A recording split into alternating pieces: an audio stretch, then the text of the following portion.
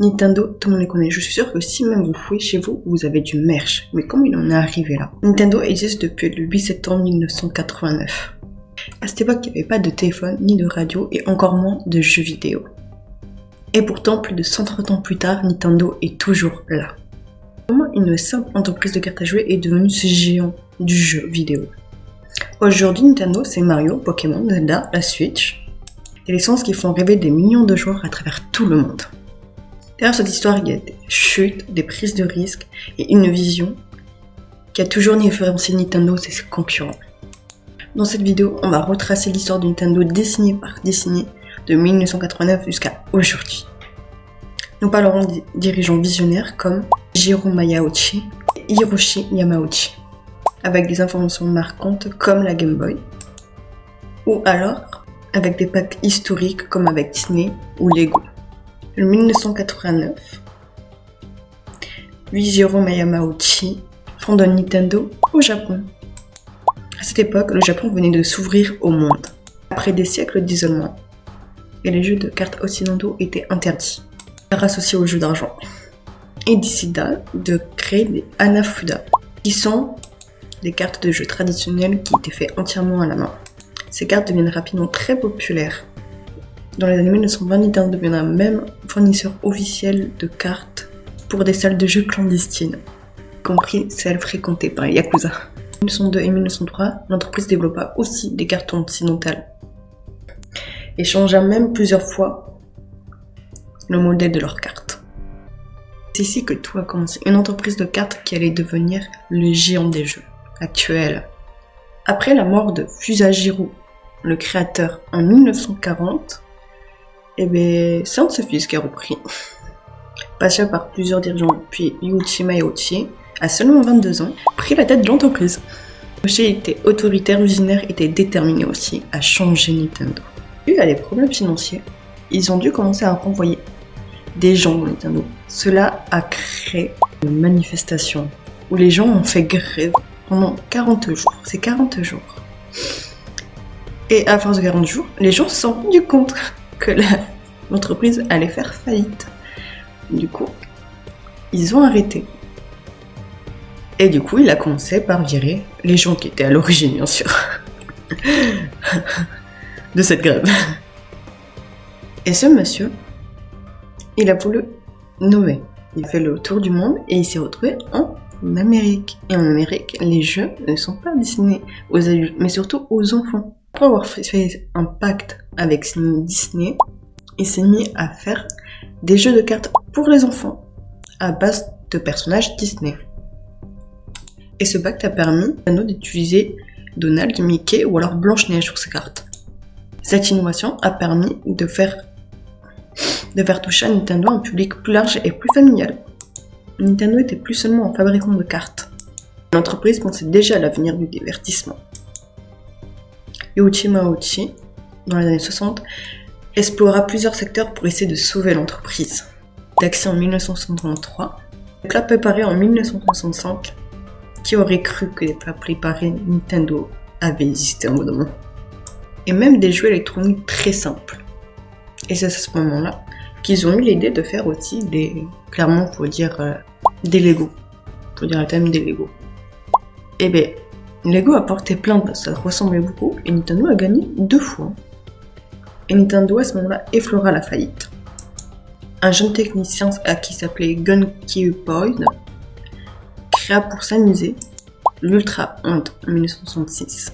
C'était un bras extensible permettant de sécher les objets. Vous connaissez les petites pinces. Et Nintendo l'a vu et a décidé de le commercialiser. Et ce jeu a été un énorme succès.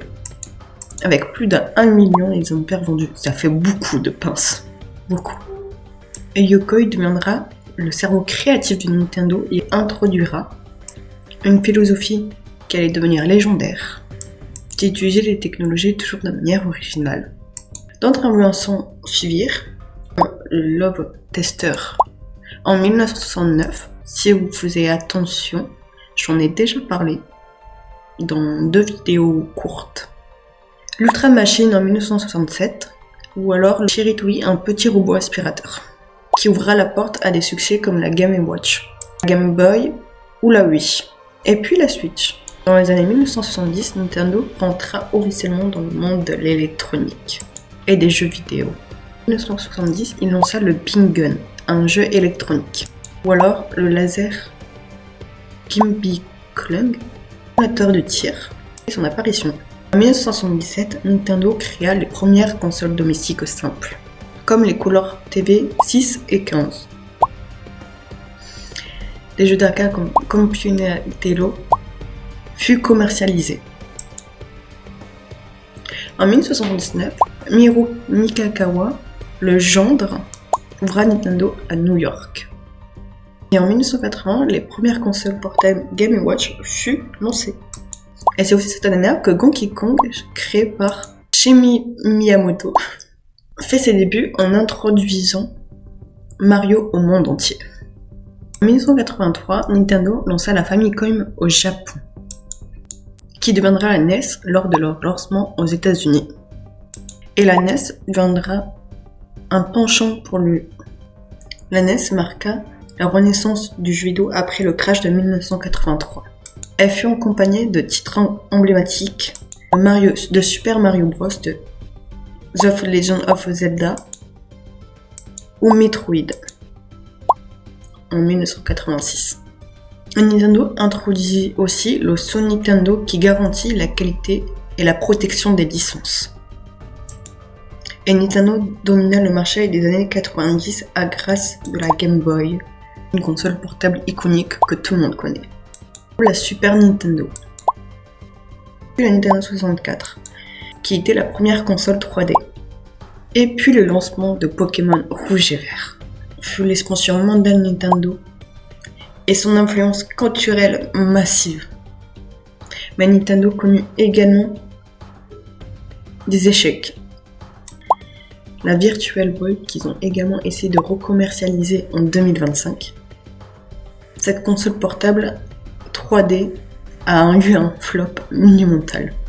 Ou la GameCube, appréciée mais moins populaire. La Wii U en 2012, qui était très mal commercialisée.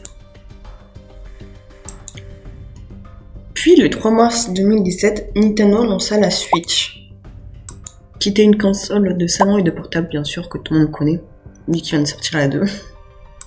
Depuis de plus de 130 ans, Nintendo a vendu plus de 6 milliards de jeux et plus de 870 millions de consoles partout dans le monde.